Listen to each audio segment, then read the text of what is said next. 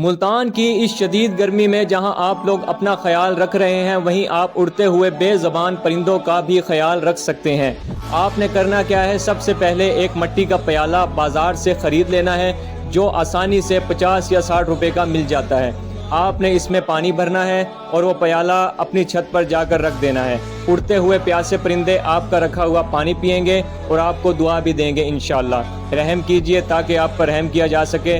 अपना ख्याल रखिएगा। अल्लाह हाफिज़।